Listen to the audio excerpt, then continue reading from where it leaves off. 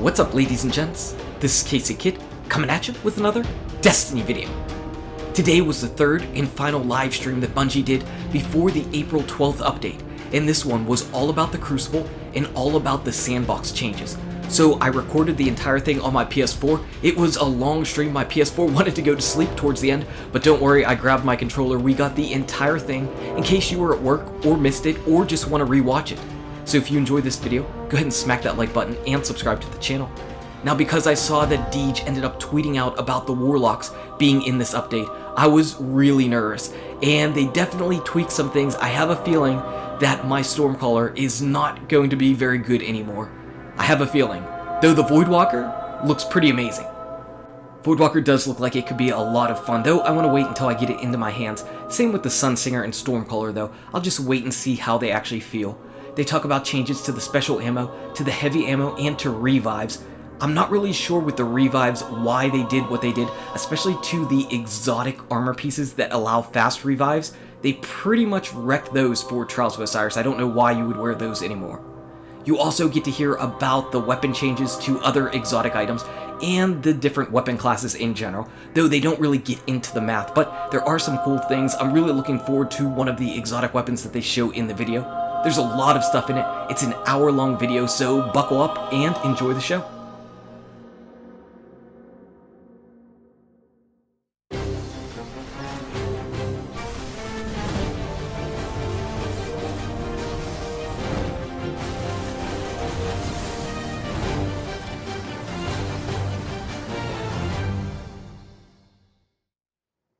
Hello, and welcome back to another April Update live preview. The content that we'll be deploying to Destiny next week. On April 12th, we're going to infuse this game with new things to do, new things to earn. We'll also be changing the way the Crucible and the Sandbox behaves, and that will be the theme of today's show. I'm Deej from Bungie. I will be your host, and I am joined on the subject matter expert couch by my old friend Lars Bakken. How's it going, Deej? It's so good to have you here. I'm very happy to be here. So if this is the first time that you're being introduced to Lars, I would very happily and friendly say, where have you been? Lars has been a perennial spokesperson for Bungie. You and I have been on many adventures together. To Germany. To Germany, to E3. We've survived battles, both foreign and domestic. Yes. And we were at the Red Bull reveal of That's Rift right. down in Los Angeles. Red Bull Rift show. That was great. Yeah, that was cool. So got to do some shout casting. Yes, exactly. In our way. Yeah, in our own special way, we did in fact get to do some shout casting, and we'll be doing a little bit of developer commentary also today. We're going to be hosting an all Warlock exhibition of some different modes in the Crucible, so that we can show you live exactly how some of the different weapons and subclasses in Destiny will behave after we deploy the April update. Yep. So before we begin, let's help ourselves to a little bit of room temperature water. You know, Deej, when I'm not designing video games, I'm drinking room temperature water. And room temperature water is never more delicious than it is out of an official Bungie mug, available to all on the Bungie store. We're just goofing off. We're not really here to sell mugs. No, we're not. What are we here to do today? What are we going to talk about today? We're going to talk about some of the changes we've made. So I know people have been really interested in what we've been doing behind the scenes. We're going to talk about the resurrection or revive changes. So that's what you have basically in every PvE activity, and also in the 3v3 PvP modes like skirmish and elimination and salvage. Trials of Osiris. Trials of Osiris, exactly. Okay. So we've got some changes there. Yep. We've made some changes to the special and heavy ammo economies as well. Okay. And then we've also made a bunch of changes to the way the rewards work too, just across the board in the Crucible. And you know, generally you've gotten some of those updates already, but we'll talk specifically about the Crucible stuff today. Yeah, and we've talked that Destiny is about to become a more rewarding game. That's definitely one of the goals of the April update. We've given a lot of information about the fact that there are many paths that you can follow as a player so that you can reach max light, which is now 335. That's right. Traditionally, you know, getting people to play hard mode raids with you, or playing Trials of Osiris or Iron Banner have been some really great ways to max your light, but there are many more ways to do that in the April update, and the Crucible is certainly a viable option for even solo players who aren't used to building a dream team to tackle some of those endgame activities. Absolutely. So we'll get into all the details. What should we tackle first? I think we should look at the revive changes, because I think people are probably going to be pretty interested in seeing that. Okay. So we'll do that. We're going to, in just a moment, we'll cut to an exhibition that we're hosting right here in our studio. We have some players who are all suited up as Warlocks, and they are playing in a test environment. So this is a very controlled environment where we can show off some of the different ways in which the game will behave. And you'll see interesting things like the fact that the game is set to last for 5 hours, which is not reasonable normally, but that's what clues you into it's a These are all for the purposes of science and demonstration. So Lars, you have a captive audience here. We're locked in what we call an educational ceasefire. Yep. So exactly what would you like for our Warlock combatants to demonstrate right now? The first thing I want to do is have the other team kill everyone but the main person we're watching right now. So they're going to knock everyone else down, see some Thorn shots. There we go. We'll and ceasefire. Okay, ceasefire now. Now we're going to have Victor, our guy behind the scenes. He's wearing Light Beyond Nemesis, which is the fast revive exotic. Yep. You'll notice a couple things there. First of all, he had to go in a little closer to get the revive. It took a little bit longer. And the other thing you just saw there, which Victor was trying to show us, is that even with the fast revive exotic, like Light Beyond Nemesis or Cresta Alpha Lupi, you can no longer sprint revive. Okay. So that's a big change for Trials players. Okay. So we're going to just give some extemporaneous commentary as these players duke it out. So on my mark, we will commence the fighting. Who's ready? Aim, fire! Okay, and have at it, everyone. And look at that, he's down right away. So we have our Warlocks. They're duking it out on skirmish. Reviving each other is a huge part of this game type, as the other game types you mentioned, 3v3 game types. Yep. So what was the essential design motivation that prompted you to make the changes to the way the revive works? So, you know, we were seeing some really interesting things when people were doing revives, and we wanted to sort of make it a little bit more risk versus reward. So that's why we made some changes, like the overshield you get is a little less powerful now, the shield that you get when you revive and then you get revived. And the other thing we've done is we've taken in the distance a little bit and made it a little bit longer to do the actual revive itself. So you have to get a little bit closer. It takes you a little bit longer, and that's the major change. Okay. And then the other thing that we did that you're not going to see in this current game is in Trials, we added 2 seconds to the revive timer. So there's that timer that won't allow you to be revived by your teammate once you first go down. And normally that's 5 seconds. Okay. And then when you go down in that round, we add another 5 seconds. So what we did is we added 2 seconds onto that. Does that make sense? So I get killed. My teammates have to wait for 7 full seconds before they can revive me. And then if you die again, we add an additional 7 seconds. So the second time you die in a round, it would be 14 seconds. And then 21, and then so on. Correct. Get out your slide rules or memorize your multiplication Start doing tables. math. I really wish I'd paid more attention in math. But, you know. The basics are that it's going to take you a little bit longer. You're going to have to be a little bit closer. You're not as strong when you come out of a revive. Okay. The overshield is a little less. Yeah. All of those things together with the additional time, it makes revive more of a choice. You know, you can still revive someone in a bad situation. We can't stop people from doing that. However, we can make it, you know, a little more painful. So there's so many different sources of information that we can use to arrive at, you know, the inspiration for these changes. We've got data from our user research team as to how people play in the game environment. We've got the anecdotal feedback from members of our community.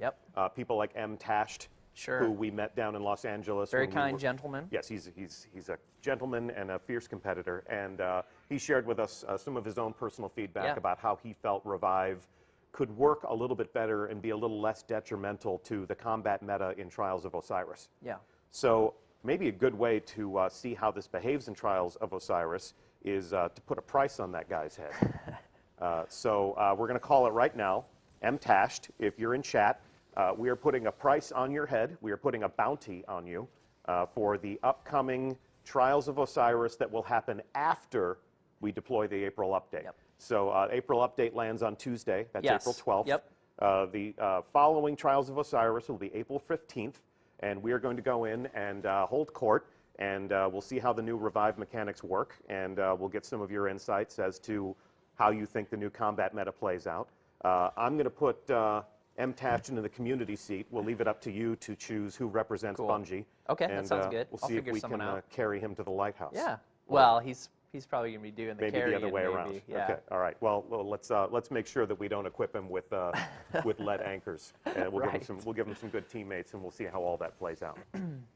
And then, of course, in addition to user research data or anecdotal player feedback, there's also our own personal experiences in playing.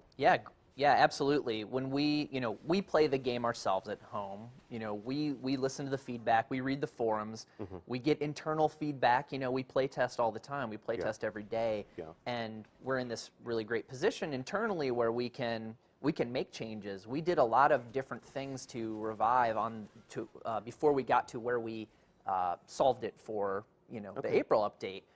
But it is, it's a continuing thing, right? We play the game constantly, we get feedback, and we try and make the best changes that we can, and then put it out there and again, listen to your feedback and see how those changes are going. This is a perfect segue to the next thing I think we should talk about. We have certainly encountered a lot of feedback about the changes that we have made to the ammunition economy. So here's a sniper rifle. There was a sniper rifle. There's a sniper rifle. And which one is that? Which appears to be a Vanguard weapon. Yes. Could be 1,000-yard stare. The eponymous and ever constant. We won't talk about that gun. We'll let John Wisniewski talk about that gun. But that Warlock had special ammo on its character. And we changed the way a lot of that behaves in the game. I understand you're changing it again. Yeah. So what's up? So we went through some really interesting changes internally, and we started talking about when we released the last update, and we made it so that special didn't spawn with the character in the 3v3 modes. Yep. What we saw, was that the community is going to use anything at their disposal to get around some of those rules, and we have exotics that get around those rules, and immediately that became the way to play. Icebreaker, sidearms, and those are things those are inherent to Destiny, and they're good things in Destiny. And what we wanted to do is take a step back and go, okay, is there another way that we can control the special ammo economy that isn't, and the heavy ammo economy, which we'll talk about in a second, that doesn't do those kinds of things so players have to use exotics to get, or a sidearm or Give whatever. them options, let them choose their ideal loadout. Exactly. And so starting with this update, across the board, we made changes everywhere with the exception of elimination and mayhem. We've made it so that you spawn with special ammo everywhere. So, sorry, I take that back. You do spawn with special ammo in elimination as well. Okay. But across the board, you spawn in every game type with special ammo at the beginning again, like we previously had it. So if you're in the Crucible, at the top of the match, you get special ammo. Correct. Okay, so everywhere. Our original idea was that we didn't want snipers spawn killing people right off the starting line. Right. What's our philosophy on that now? So the interesting thing is, because of Icebreaker, we couldn't actually control that specific thing. Yeah. And so what we wanted to do was try and control it in a different way. So now special ammo comes in much later into the match. Yeah. So it comes in 3 minutes in. You'll see the special ammo crates around as we're looking at this match that's going on right now. Special ammo comes in 3 minutes in, and then it comes 2 minutes after the fact. Okay. And that, in combination with all of the things we did with the Sandbox team, John, he's going to be on next talking about the specific things they did on the weapon side, the things that we did on our side to control the ammo, having it come in 3 minutes in, having the box then spawn additionally 2 minutes later, means that there's less special ammo in the match period. So choose your weapon carefully, choose your shots carefully. And we do find that if you're using, when we playtest internally, when you're using these changes and you're using a special ammo or a special weapon, you find that you have less of that ammunition now pretty consistently, and you're thinking, you continually have that thought, oh, I don't have special right now. I need to go seek it out. When is the next box going to drop? Sure, sure. Okay, so talk to me about heavy. How's heavy different? So heavy is another thing that we, across the board, we wanted to, again, make it feel the same no matter where you go in the Crucible. It's going to behave similarly. So heavy only comes in once a match now. Really? It comes in at the 5-minute mark. Okay. And then it never comes back. So you get one chance. One chance. You get one taste. And so what we see with that, which has been really healthy, is that if you do have, very powerful heavy, Harold Coulom's Terminus, for example. John will talk about in a second what he's done on his side. Again, we worked with the Sandbox team to make changes, not just on our side to control the ammo economy, but those guys as well to control how ammo behaves in the weapons themselves. Yep. We wanted to sort of tamp down that stuff and not have heavy continually come back. Now again, if you're a fan of Mayhem, we're not touching Mayhem, how Mayhem comes in pretty continuously. We're leaving that alone because Mayhem is Mayhem. It's just designed to be explosive. Yeah, it's designed to be exactly what you called it. Pure chaos. Pure mayhem. That's what we want. But everywhere else in the Crucible, we wanted heavy to only show up the one time. Again, that doesn't affect elimination or trials. So that still comes, when it comes. And that is? Once the first team to reach 3 wins, the heavy will show up. That's and then it never round. comes back again. It never comes back again. Correct. Never going to get it. Okay. And then as this round comes to completion, we'll see them enter the post-game. We'll see them look at their post-game Carnage report and see what rewards they get. Talk to us about what a Crucible warrior can expect from the Crucible all up in terms of how rewarding an experience it is. Yeah, so, we've heard the comments. We know that the Legendary stream was a little light. We've increased Legendaries across the board in all of the Crucible, and that's beyond what we're doing everywhere else. So the Crucible, like you said at the top of the show, is going to be a more rewarding place. Now, we're not going to change the way this screen behaves necessarily, and these are new characters, so we'll see. Awesome. This is a test environment. It's a test environment. Doesn't matter. Yeah, exactly. But people should know that they're going to be seeing more Legendaries. Okay. There's a bunch of things they can do to get themselves up to 335. Okay. So playing the Shacks weekly bounties, completing that each week will get you to something that drops up to 335. Okay. Up to 335. Up to 335. And point of clarification, last week we talked about the fact that the weekly featured Crucible activity is one of the ways in which you can get one of the new Sterling treasure boxes. So in the lower left-hand corner of your director, on the top level of your director, there's always a weekly featured activity, an invitation to say, come play Control or Rift or what have you. So if you play one match of that activity, you get a Sterling treasure box. But That's also, cool. Okay. Yeah, nice, right? Right. Yeah, here, have some, have some treasure. Have some treasure, have some loot. Then if you go and interact with Shax, he's got his own quest line. Yep. It refreshes on a weekly basis. That's more of an investment. Yeah. It is. It takes a little longer, and that's true. But the people who really enjoy doing the Shacks weekly, we wanted there to be a way outside of Trials, outside of Iron Banner, that was a weekly place for you to get drops up to 335. And the Shacks weekly is the way to do that. Okay. Talk to me about some of the other endgame activities that can also get a player to 335. So Trials of Osiris will get you up there. The wonderful treasure chest that's on Mercury, if you get to Mercury. We've also opened up what you can get from the Mercury chest now. I believe it drops armor and weapons, and those will drop up to 335. So, and then the bounties themselves will drop up to 330. So if you do the bounties, they will drop up to 330. Treasure chest will drop up to 335. Yes. And the other thing we've done with Trials is we allowed you to repeat on a daily basis the I think it's called His Eye Upon You bounty. We should fact check that in the patch notes, but one of the bounties, you'll be able to do it every day, so you can keep going back each day. If you love playing Trials, and that again, the Trials bounty stuff can drop up to 330, so that's another good way to keep playing. Iron Banner. Iron Banner, we've made some good changes there as well. We've looked at how the economy works.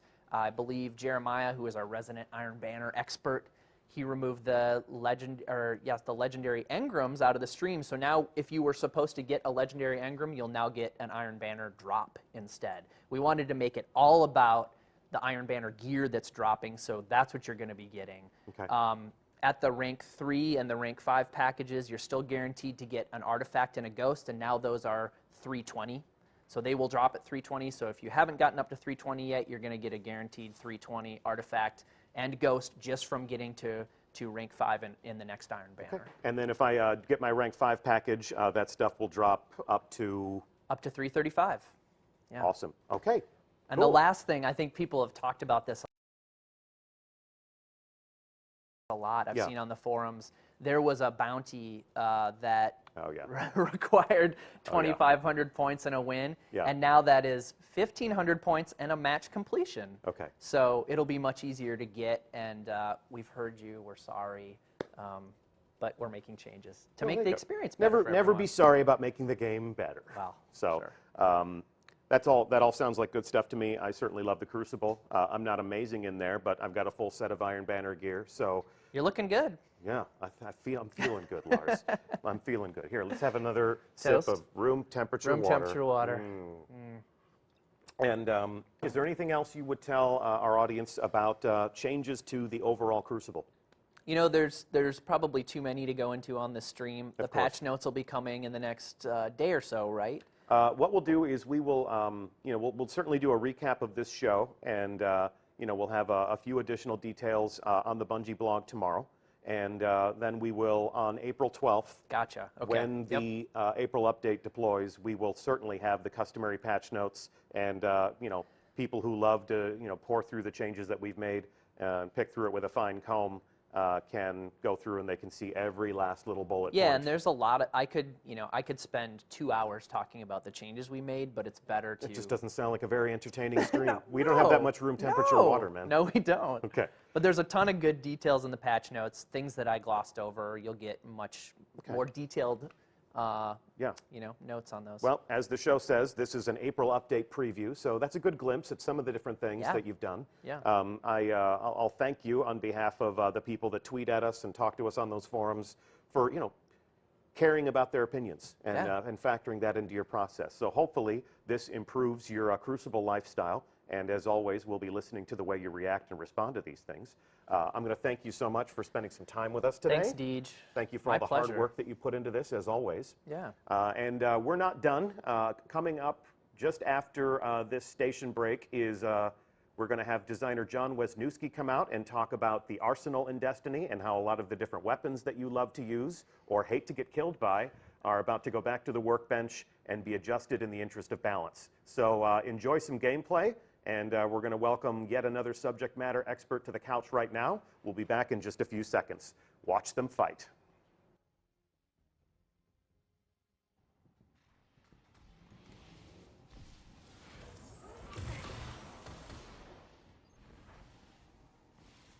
You're in the lead.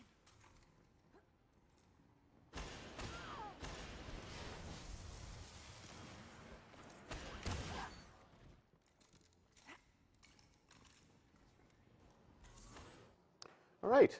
And we'll take a break from the Crucible right now because it's my pleasure to introduce you and to welcome to the show John Wisniewski. How's it going, Deej? Good to see you, man. Good to be here. So for those members of our audience who aren't used to reading your weapon update previews or, the people who don't pour through the patch notes, give us a sense of what you do at Bungie. So I'm a designer on the gameplay design team, and I basically, my area is weapons. So I think of new weapons, I think about old weapons, I think about how weapons are behaving in all activities, and do a lot of planning and work to keep those fresh and new. Yeah. Spend a lot of time in our test labs, getting punished by the PvP testers that we have participating in this Warlock exhibition. Yes, I do. Okay. Yeah.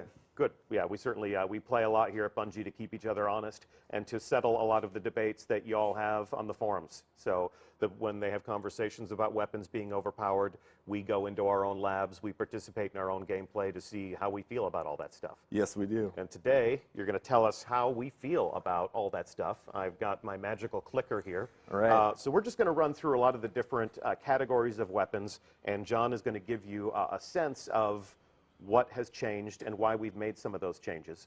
I'm going to pledge that tomorrow we'll publish a full write-up from you where you tackle every single archetype of weapon as well as some of the different weapons from the exotic and legendary catalog. And we'll give you all of the gritty details followed up by the full patch notes later. But today, here's an opportunity for you to get to know somebody who does this sort of work, understand how we think and how we approach this stuff, and just get a basic sense of what's coming. So we'll start with my personal favorite. We got the auto rifles. Auto rifles. What have we done to auto rifles? So auto rifles, so yeah, like you said, we'll keep this all short and sweet in the interest of moving on to some combat and seeing these things in action. Okay. And then, yeah, we'll have the full details published tomorrow. So yeah, auto rifles, what we're going to do is we're going to start with the high rate of fire style of auto rifle, which is like your Doctrine of Passing, your Armadius D, your Necrochasm. Your bullet hose, if you will. Bullet hose. The base damage is coming down just a tiny bit. Okay.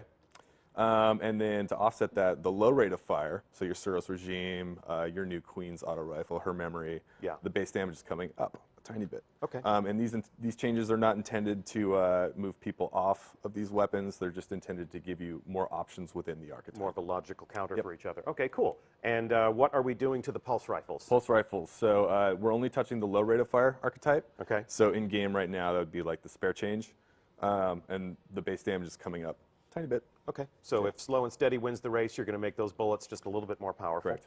Okay. And then we have the hand cannons. Hand cannons. So all we're doing with hand cannons right now is we're increasing your ammo inventory. Okay. So we've noticed that in some PvP games where you're on a streak or you're using last word and just blowing through your ammo, you tend to run dry. And then in PvE encounters as well, more attrition style encounters like strikes and raids, people tend to be running dry as well. So anyone running a hand cannon now is going to have a significant amount more ammo in their backpack. It'll be less time spent running around the field looking for ammo. Nice. So a 6-gun is still a 6-gun, but you can reload it more often with what you have on your person. Correct. Okay. Deeper pockets. Yep. Fusion rifles. Fusion rifles. So this time, all we did with fusion rifles was we just gave them a blanket stability increase. So that's better stability across the board for fusion rifles.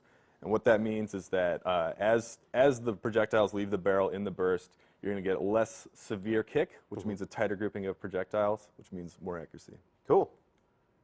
Sniper rifles. Sniper rifles. Constant topic of conversation in the community. So how are we addressing a lot of the things that they've said about the long barrel? A lot of people using sniper rifles these days. Yeah, using them as almost like medium-range battle rifles. Yeah, I think we saw some of that in the gameplay earlier. So yeah, that seems to be a play style that's settling in PvP right now, which is that people are using their snipers as sort of like close to medium-range combat tools.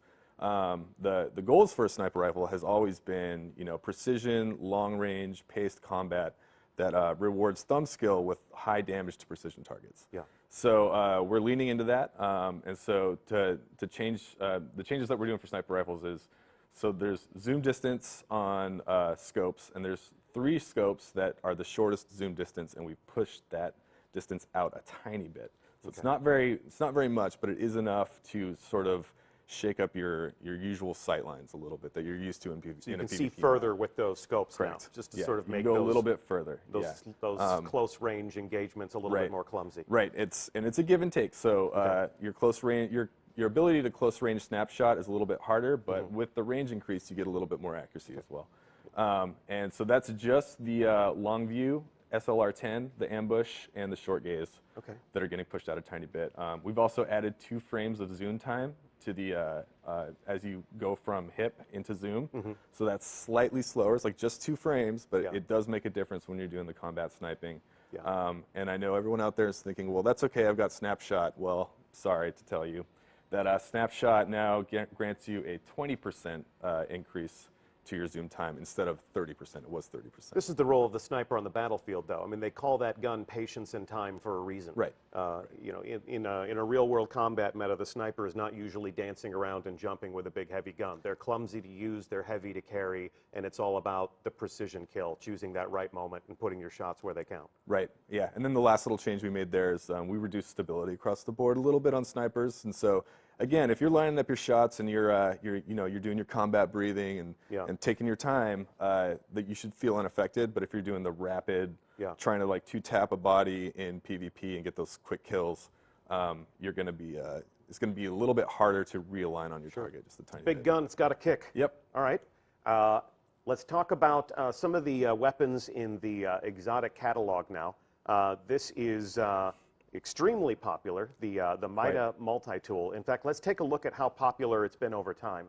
So when we launched the Taken King, this gun was not brought forward originally. Right, its investment attack value was not at the levels of the other weapons. So it was not a year 2 weapon as soon as year 2 began. So where on that graph do you think that happened? Probably where you hit that wall. So you can see where December happens. Right. We reprised this exotic weapon for year 2 in December. That's when it vaulted up like a rocket out of obscurity, back into relevance, and you can see those weekly upticks where it's being used in activities like Iron Banner. Yep. So MIDA multi-tool is, compared to every other primary weapon in the combat sandbox in PvP, is by far the most popular gun. Absolutely. So what are we doing to mitigate this? What are we doing to make it less popular, or to make other weapons in the primary arsenal a more viable option?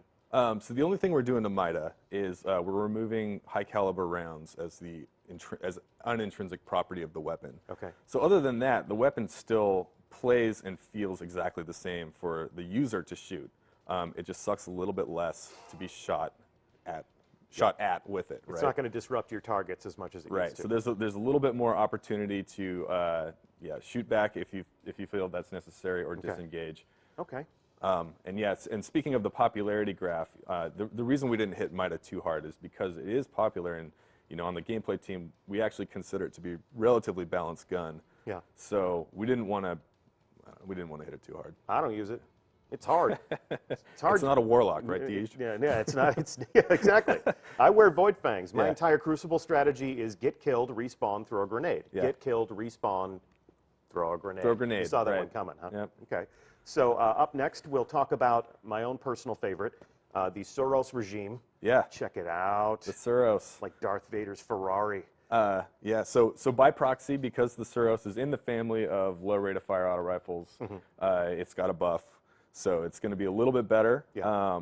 And so to address that, so a lot of people tend to use the spinning up option. So there's two options, spinning up and focus fire. Yep. A lot of people use the spinning up option, and with the base damage increase, that was just a little bit too deadly in our play tests. And so what we did is spinning up now kicks in a little bit later in the mag, about 4 shots. Okay. So you still have the same gameplay, same behavior from that perk, but it just kicks in a little bit later. Yeah, that's my finishing move. When that poor soul is trying to run away from me to get around that corner, and then it spins up right at the end and put him down. So that happens 4 bullets later in the About 4 clip? bullets later, yeah. Okay. And that's not what I heard your finishing move was, by the way. Oh yeah, what'd you? Yeah. And then the focus fire option now got a range buff as well. So so you get a pretty significant boost to your range stat if you're going to select focus fire. And then if you pick the other range boosting options in the talent grid in conjunction with that, you'll be able to max out the range value of Suros. So that if you are the type of player who likes to use the really slow focus fire option, you can use range to your advantage now. Okay, cool. And moving right along to the Hawkmoon. Yeah. Simple change with this one, made a big difference. We just increased the range a little bit, so now the effective range has gone out, and the general accuracy of the gun is a little bit better because of it as well. Okay, cool. And it's Cowboy Cousin, the Yep. last word. The last word. What happened to the last word? So I'll just come out and say it. We took the damage down on last word, and that's only in the last word perk. So it's the perk on the grid called the last word. Yeah. That perk gives you bonus damage, bonus stability, bonus accuracy, and bonus aim assist when you're firing from the hip. So yeah, that's pretty mean. And there's a whole bunch of players out there who've gotten really good at hitting headshots from the hip with this gun, and with that damage boost, that turns into a 2-shot kill in PvP at a full auto hand cannon rate of fire. And the time to kill is just a little too fast. So we pulled the damage off. It's still a 3-shot kill.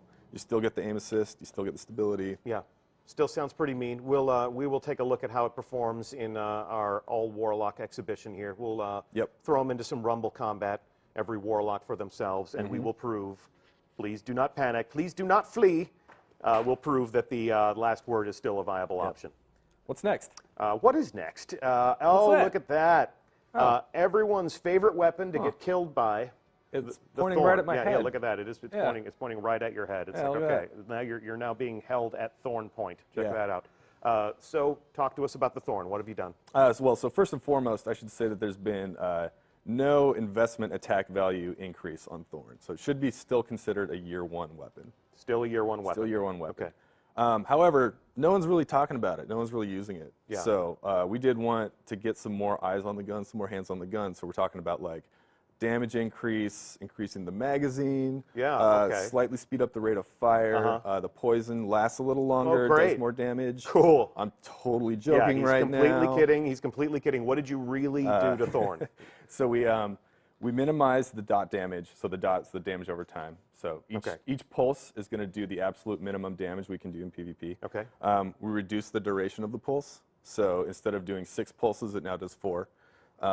And we've actually done another pass on the intensity of the poison screen effect. So when you're shot by it, it's a little bit less intense on You're your not screen. completely blind. It's not like someone hit you with a green flashbang. Yep, and again, like same methodology applied to the MIDA changes, where we're trying to preserve the feeling of using the weapon because that feels good to some people out there, even though most people on the internet hate those people. We want the weapon to still feel awesome to use, and then suck a little bit less to have it used on you. Gotcha. Okay. Icebreaker. So once again, I should say that the investment attack value of Icebreaker is not coming forward. So Icebreaker is still a year 1 weapon. Yeah. Okay. But to sort of pivot off of what Lars was saying earlier about the intended ammo economy changes, we had to make some changes to Icebreaker as well. Icebreaker was making it pretty difficult for us to tune the ammo economy in PvP. And so what we did is we basically addressed the issue where players could charge up their special ammo with Icebreaker, get killed, die, jump off a cliff, whatever, and then swap to another special weapon and have that ammo persist. So that no longer happens. When you switch away from Icebreaker, you'll lose all your ammo and have to find it again on the map. Okay. And then playing into the Icebreaker fantasy as well, we wanted to really sell the fact that this is a long-range heavy weapon, so the handling came down, the zoom distance went out. But the exotic behavior is still there. So if you are the PvE style player where you're camping on the hill, annihilating the battlefield, you won't feel the burn on this one at all. Cool. Okay. There's an interesting point to be made there that we had Lars in to talk about Crucible activities and ammo economies. Now you're talking about weapon balance and how ammo economies affect that. You guys work very closely together. It's not like you all live in your own personal vacuums. Where it's like, what are you doing? It's like, oh, I'm adjusting guns. What are you doing? It's like, I'm adjusting the Crucible. It's like, okay, cool. See you on the other side of that. Good luck. I mean, the changes that Hope you we don't guys screw make. this up. Exactly. It's like, oh, the changes I made completely ruin everything you were hoping to accomplish. So you guys are, I mean, I get to walk around the studio floor. I get to walk around where you guys sit. You work very closely together. All of these changes, like the things that go into the April update, it's no mistake that you're on the same show. Correct. Because you guys pretty much work hand in hand to make sure that these changes all sort of complement each other. If Lars changes something, it's going to have a direct impact on the things that you're making. And I'll talk a little bit more about some of the ammo changes that we made on our side too. So it works the same way across the board. So the same thing with sidearms. Like if you swap away from a sidearm, then you're going to lose your special ammo. You have to re-find the ammo on the map in order to power up whatever weapon that you switch from. And then the total inventory amount for heavy machine guns, sniper rifles, and shotguns got reduced across the board as well. So you won't be able to carry as much in your backpack. So in some PvP games, some players are really good at controlling the spawn rate of ammo crates, and they're able to run around and grab ammo and be pretty stockpiled. So we've limited the amount that they can stockpile, and then to offset that change in PvE, we've increased the drop rate of special ammo bricks. So in PvE, you'll have less in your backpack, but you'll see more bricks drop. You know what? Constant question from the community is, why not just let PvP be its own thing and let PvE sort of exist independently? Why do you try to balance weapons so that they behave exactly similarly in both areas of activities? Speaking to that, so there's really just sort of like a high-level global philosophy we have about Destiny design, and to me personally, I think it's one of the greatest things about our game, which is that your Guardian is your Guardian everywhere you go. So every activity you go into, you're bringing the same tool set, and it behaves the same in those areas, and I know what to expect. When I achieve body memory with that weapon, I'm never going to be surprised. Like, that never happens in the Crucible. It's like I was up against a raid boss, the chips were down. And it's not always one-to-one, but we try to keep it as consistent as possible. And we want, like, for example, like if you throw your grenade and you know about the detonation radius of the grenade, like, you want that to be consistent regardless of what target you're throwing it at. You just really want to build a lot of muscle memory and fluidity with your loadout regardless of where you are. Zen, if you will. Zen. Okay, cool. And then let's see. Let's round this out and let's get into the Crucible to visit with our Warlocks and see how they're doing. Dreg's Promise? Dreg's Promise. So quick change to this one. Projectiles now track based on ADS lock. Okay. So as you aim down the sights and then shoot, the Dreg's promised projectiles are going to just do a little bit better job at tracking. Okay. And we have Telesto. Telesto! So Telesto, we fixed an issue where the projectiles weren't recognizing player factions, so friendly factions. Yeah. So if you shot your Telesto at your ally or your ally's Ward of Dawn, the projectiles would just vanish. Okay. And so now the projectiles know what to do, and what they do is they correctly attach to those targets, so they can attach to your friend, they can attach to your friend's Ward of Dawn, and they will explode, but they will not do damage to your friends. So if you have, if you like I do, Yeah, if you're sure, playing, sure. if you're playing with a guy like Grant, Yeah. who likes to charge into the fray of battle, Yeah.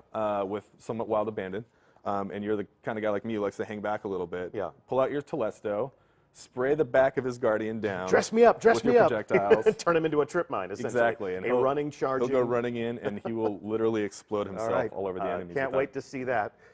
And let's see. We're going to take. We'll need to take a look at this. Let's take a look full screen at the 1,000-yard stare. Yep. Easily acquired through participation in the story campaign, courtesy of the Vanguards. Let's take a look at this. This is the most equipped special weapon in the history of our living social world. Yeah. It's definitely a popular Destiny sniper rifle. Yeah. So what are we doing about this? It's everywhere.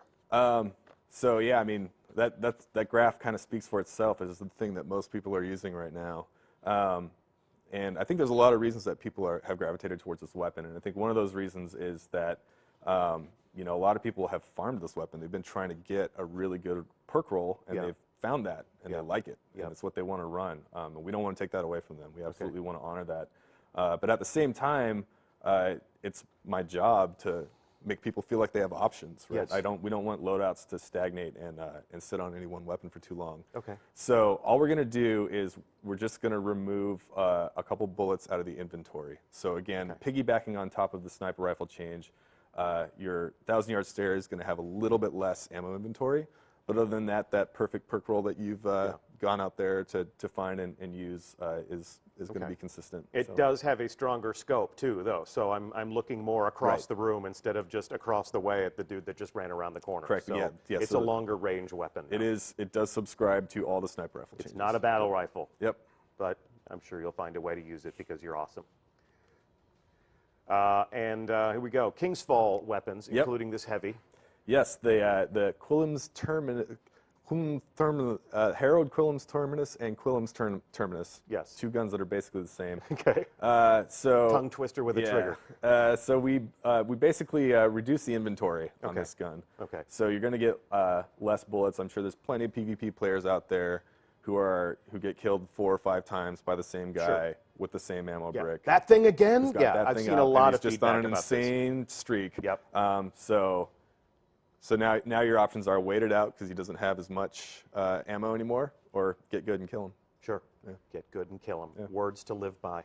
And then as far as the rest of the King's Fall weapons, we did a global increase on reload speed, so they're all going to reload a little bit faster. Yeah. And Anguish of Dristan, the assault rifle, got a small stability boost as well. Okay. But yeah, let's go to some gameplay now. Yes, we take you live to our Crucible exhibition.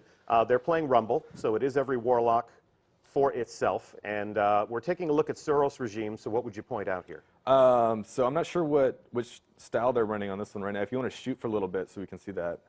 Oh yeah, so that's the focus fire style, and as you can see, bam, range now to your advantage. Yep. So you probably want to hang back and take a little bit more slower paced combat.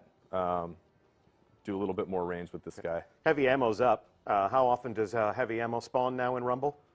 It spawns, what, after 5 minutes? After 5 minutes. Once during the game? Yeah, I believe is what Lars says. Okay.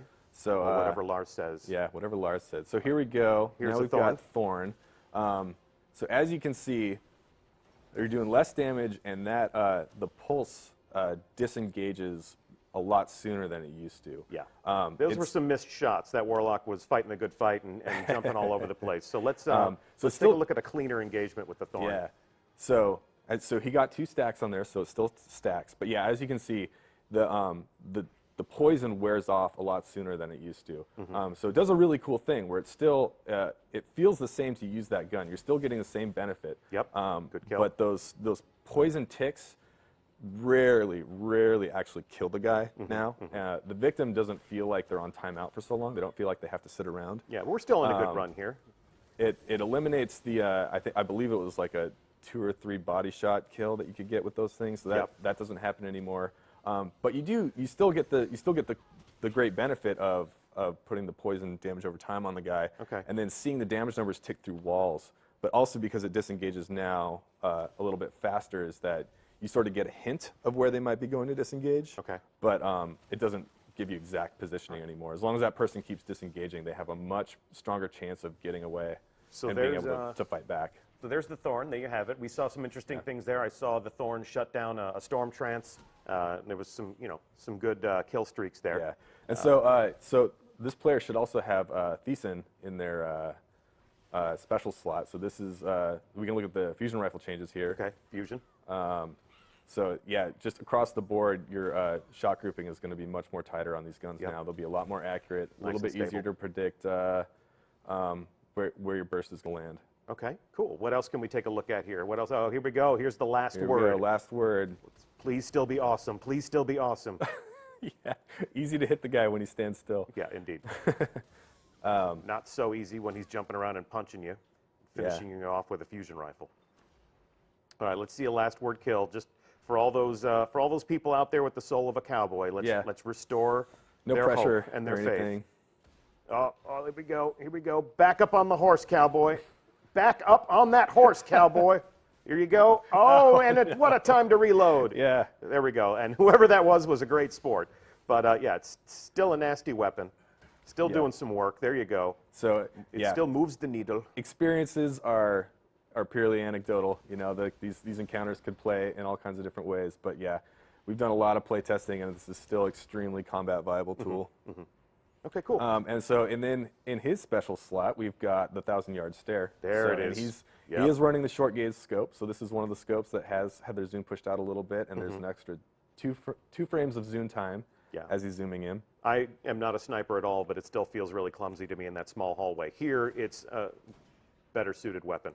Yeah, and then earlier, when he wasn't on the spot, we actually saw some close-range combat sniping on Exodus Blue with this thing that I think will prove that it's still possible. It's just a little bit less responsive. Okay. And if you want to get the same gameplay that you have now, you just got to back up a little bit. Okay. Let's take a look at the spare change. So this is the lowest rate of fire pulse rifle. Okay. So these damage on these ones came up a little bit. You are going to increase. So it's going to be a little bit more consistent to get I should say 2 burst headshots. So if you land all your headshots in 2 bursts, you could sometimes kill a Guardian depending on his armor stat. Jesus. Okay. And now that's a little bit more common. So again, we're encouraging people to aim for the head. And then, your cleanup kills and team shooting is going to be a little bit more effective this time now too. And it took a grenade to stop Bonnie's kill streak there. All right, and then let's take a look at. So this is her memory. memory. Yeah. So this is the new Queen's assault rifle, which is going to be launching on April 12th. And this is a low rate of fire weapon. I believe this perk roll might actually have focus fire on it as well. So this is going to be super slow. Yeah, really slow. This is basically like your baby Suros, but it is pretty nasty. These things are pretty effective now. So I'm hoping this makes some of the auto rifle players feel like that they have options aside from Doctrine of Passing. You should have just called it Baby Suros because that sounds adorable. Baby Suros. Can you imagine? Just like, I got a Baby Suros. Drinks Guardian tears, not milk. Exactly. So yeah, these are going to be like hopefully more people will adopt these guns. I would love to see that. All right, and then our last sampling of weapons here in this loadout. So yeah, this is the Doctrine of Passing with slightly less damage. I really want to emphasize that it was slightly less, so that if you get a bead on a target and you're pretty much locked in on them, you're still able to melt them pretty quickly. It's when you get out of the effective range or when you're trying to engage multiple targets Or like you saw there, if you're having a hard time like actually getting your reticle on the target, it's going to be a little bit less lethal. And it's just meant to sort of like smooth out some of the edge cases and make this gun a little bit less dominant, but still an effective combat This tool. has definitely become one of those polarizing weapons. I see Doctrine of Passing enter the conversation often. And it's either, I love using it and I have it equipped, or I hate getting killed with that gun. And, we're on a good kill streak here. It's working better up close, although, the Stormcaller is a nasty, nasty beast. Sure is. And we'll find out exactly what is about to befall that Stormcaller in just a moment when we bring Grant out to sit on the couch. And then last but not least is our new Drake's Promise. So, the way this works is very similar to the tracking perk on rocket launchers. So as you aim down the sights, you will acquire a target, and then the projectiles will lock to it. So you want to aim it. Definitely want to aim it. Unlike the rocket launcher tracking perk, there is no audio. So if you're familiar with like Truth and you can aim down the sights and you sort of get that beeping audio, it lets you know that you have a target locked. There's nothing like that for this gun. You just have to trust. But it is Greg's promise. Greg Pang, our weapons designer, he worked on this. It has become Greg's promise. He did a great job. There has been a little bit of work on the projectiles because once we did the new locking stuff, it was extremely, extremely good. And now it's a little bit more balanced out now. Sounds scary. I mean, when you do that, when you say, okay, now this gun has tracking rounds and they work a lot better, or you're always kind of like, all right, I'm going to give this to the community, and it's like, let's see what happens. This thing could become the first and last word in Crucible combat. But, we'll keep paying attention. We'll keep studying them. We'll look at the UR data. We'll look at, the usage graphs and see if it, takes off like a rocket the same way MIDA did when we brought it forward. But if you're playing in the Crucible, we are watching you, and we are studying you, and we're reading the things that you're talking about in the forum, and these are the conversations that we have internal. So while we may not respond to every single tweet talking about weapons, Noosk and the people who create and design these things are always studying you and hoping to better serve you as a player. So the April update's doing some great stuff in that area. We'll see how people respond to all of it. There's always another game update after this one. My work is never done. Fashion is never finished. John, thank you so much for being on the show. Honor. And we're going to take a look at the Warlock exhibition here for just a moment, and stick around. Our next subject matter expert will be Grant Mackay to talk about these Warlocks and the way they're fighting each other.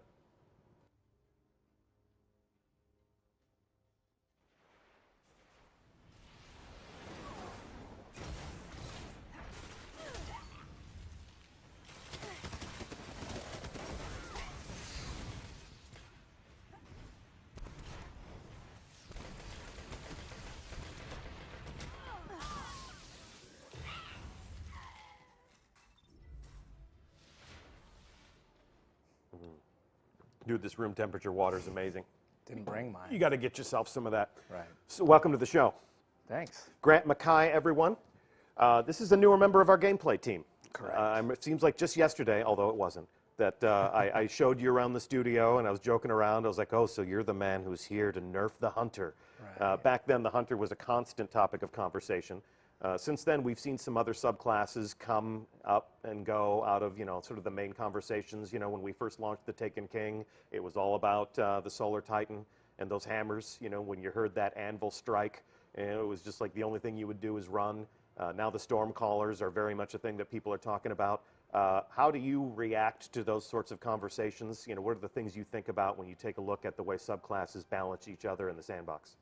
Well, mostly after you gave me so much trouble about the Hunter, I just kind of looked into what you played and decided to nerf that. Oh, okay. Thank you so much. So it's my fault that we're having a Warlock design pass. It's not today. actually, so I was gentle, as you asked on Twitter.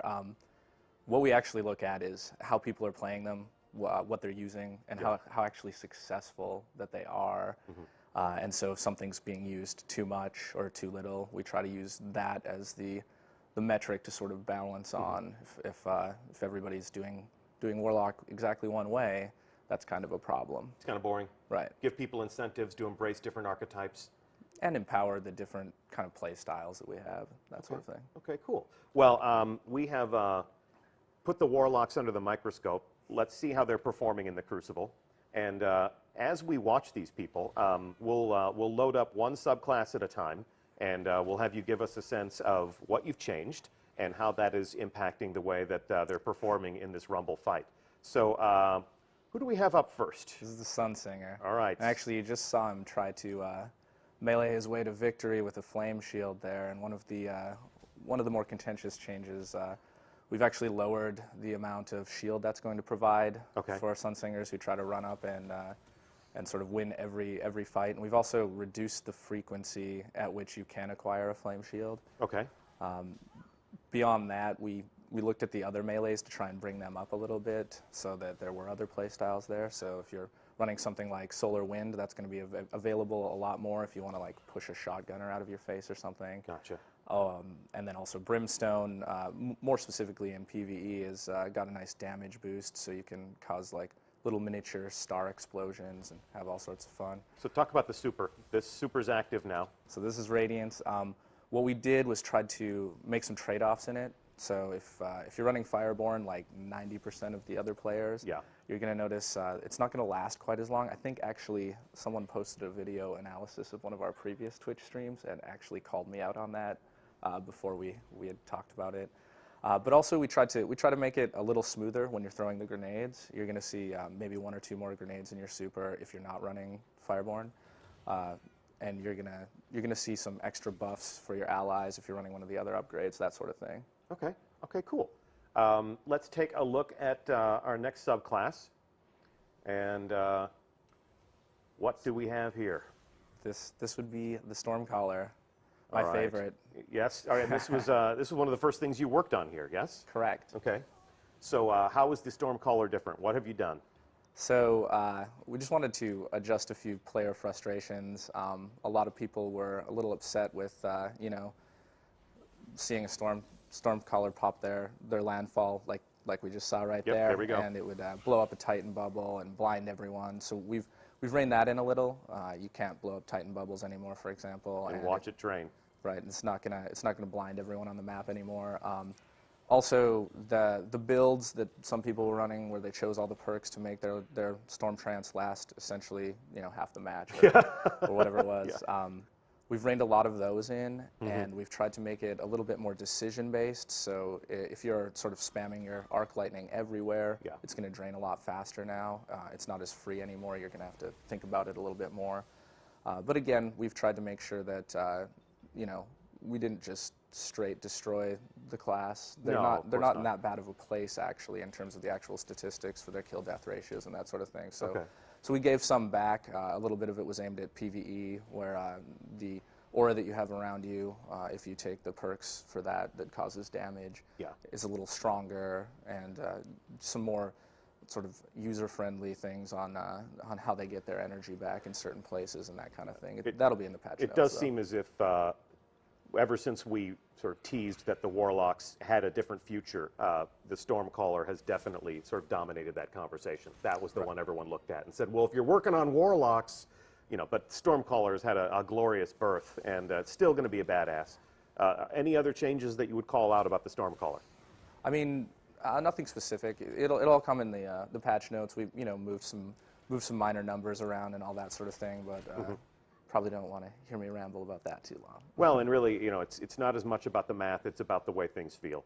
And if the super requires a little bit more decision making, I mean, that really is the Stormcaller experience. It's like, oh, my super's charged. Really don't need to think about this. Let's just pop it and go, and just maraud through the map and just mow down anything you see. So if people have to make better decisions about when they use it and when they actually unleash the lightning, then that will create, hopefully, some more interesting engagements. So I guess nothing left to talk about except for my own personal favorite. No offense to your Stormcaller, I used it. It's actually my PvE class, but when I'm in the Crucible, I'm Void Fanged up, and I'm all about the Nova Bomb, all about the Nova Lance, actually, because I love just having that extra rocket launcher on my person. So be gentle, and talk to me about what you've done. What have you done to my Void Walker? So we didn't do anything to Nova Bomb. Okay. I'm glad now that you talked about that so much that I left it alone. Yeah. What we did try to do, was emphasized the sort of gameplay personality that the Voidwalker has. So they're lagging a little bit behind the other subclasses in terms of output. Okay. So we tried to bring him up a little, and we did that with sort of his energy vampire abilities. So you can see right now as he's playing, he's using sort of his melees and his grenades to sort of destroy people and rip out their souls and turn that into more super energy or more grenade energy or to heal himself. Yeah. So the specific changes are again in the patch notes, but it's all about that cycle of using your abilities correctly to make sure you always have an ability available. That sounds like a lot of fun. I mean, and my playing style, as my thumb skills are not amazing, is definitely as a support player. Definitely somewhat of a brawler. You know, I wear the Void Fangs because I like the grenades. I definitely try to punch my way out of any close encounter. Pardon me?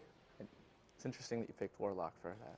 You know, I like it. This is how stupid I am. I just like the way they dress. I mean, yeah, maybe I should have been a Titan, but I like the glide. I like the fluidity of the movement also. So I'm definitely one of those players that makes emotional decisions. But the changes that you've made to the Voidwalker are something that I'll probably have a lot of fun with. What specifically could we call out as we watched this Warlock fight? So, that was a hell of a punch. Nice. He had it going before, but he's kind of wasted his cooldowns. Not to put him on the spot or anything, but you've probably noticed even when they were playing earlier with the Thorn and stuff. Yeah. If you catch it correctly, you're going to get another grenade back really quickly on your energy drain ability. So that's kind of the thing that happens when you melee people with your charge, or when you use some of your other perks and that kind of thing. I'll freely admit to you that I don't notice much. All I do is I see pretty combat and awesome explosions. You can see it right there as his cooldown was coming back. Very quickly. He also is using his melee pretty freely. We've sort of improved the Voidwalker responsiveness in their melees, so made them all more like Surge. They happen immediately on hit. So if you're needing that energy back or that health, it's going to happen more immediately now. Okay. So the Voidwalker is he's kind of getting bodied right now though. Proper vampire. Well, you know, these are some of the more skilled players that we have. I mean, these are our PvP testers. So yes, Nova Bomb, yes. There you go. Nice comeback, but it's a tough room. It's a tough room, especially when everyone's playing as a Warlock, which I'm sure we can both agree is the best subclass in the game. It appeals to the best type of Destiny player, the most intelligent warrior in the Crucible. Are any of these points landing with you? I mean, no. This is I got the peanut gallery over here. Like you guys are like dueling Caesars over here. Obviously, you know, watching this unfold on a stream is one thing. Playing it for yourselves is quite another. And we will have, as you promised, the full patch notes, which will explain all of these changes in greater detail. We'll give you the stats, we'll give you the math, we'll give you the things that you can debate and explain. And really, it all comes down to the way these things feel when they get in and play for themselves. That's when we really learn what we've created, yeah? Truth, yes. Yeah. And then we get to observe and readjust. And it's not going to be perfect the first time, probably, but we'll get there. What is perfection? Perfection is a thing we strive for. So last thing we would address, I got a lot of questions in chat about firebolt grenades. Oh, here we go. So yeah, that was the other thing that was talked about a lot. On top of Storm Trance being too long, people were really worried about the dot. Yeah. And the truth is, there's no simple solution there. So dots aren't just about the damage they deal. I think John got into that a little bit. They are also about the amount of time you can see your opponent, even through a wall, because you see numbers coming out of them. And they're also about stopping their shield regen so that they can't re-engage you. And so a lot of the Sunsinger subclass is built around these dots and using them with Firebolt. Firebolt on its own is actually not that strong, but it's more the Viking funeral build, as it's called. Yeah. And without essentially rebuilding an entire section of this subclass, there was no simple way to adjust that. So we kind of left it alone. We looked at other points of frustration like Flame Shield and tried to take a little bit of the power out there, and hopefully that's enough. but we're still watching. So the word is firebolt grenades at this point in time are basically unchanged. Basically unchanged, yes. Okay. Not basically, they are unchanged. They are unchanged.